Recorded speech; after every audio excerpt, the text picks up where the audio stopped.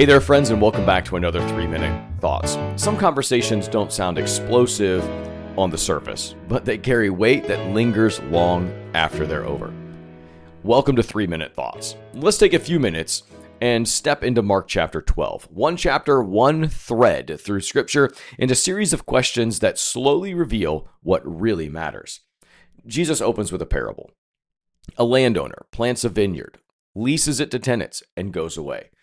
When he sends servants to collect what's owed, they're beaten, they're rejected. Finally, he sends his own son, thinking they'll surely respect him. But no, they kill him. It's not subtle. The religious leaders know he's talking about them, about a long history of resisting prophets and about what's coming next. Then comes the trap. First, there's a political one. Should we pay taxes to Caesar? If Jesus says no, he's a rebel. If he says yes, he alienates the people. So he asks for a coin. Whose image is on it? Caesar's, obviously. He says, render to Caesar what is Caesar's and to God what is God's.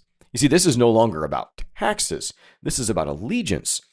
You see, the whole idea, what he's doing is he says, look, if Caesar needs your coin, then give him your coin because that's what his image is. But you, friend, you have the image of God on you. If you remember back to Genesis chapter 1, 2, and 3, God created man in his own image. So we are image bearers of God, much like that coin was an image bearer for Caesar. Then there's a theological trap about resurrection. He corrects their shallow understanding of Scripture and reminds them that God is not the God of the dead, but of the living. And then one scribe asks an honest question. What then is the greatest commandment? Jesus answers with tremendous clarity. Love the Lord your God with all your heart, soul, mind, and strength, and love your neighbor as yourself. Everything hangs there. It's not about performance, not about image, not about power. It's about love. See, the idea is he's quoting back to them what they should have known already from the book of Deuteronomy. He's actually using the law they say they're following. At the end of the chapter, Jesus sits and watches people give offerings. The wealthy contribute large amounts, and then a poor widow gives 2 small coins. Almost nothing in the eyes of the people who would have been counting. But it's everything she has. And so Jesus says, she gave more than all the rest.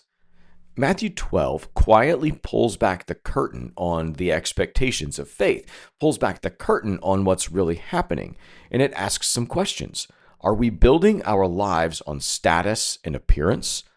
Or are we building our lives on wholehearted devotion? Are we giving God our leftovers, or are we giving God our trust?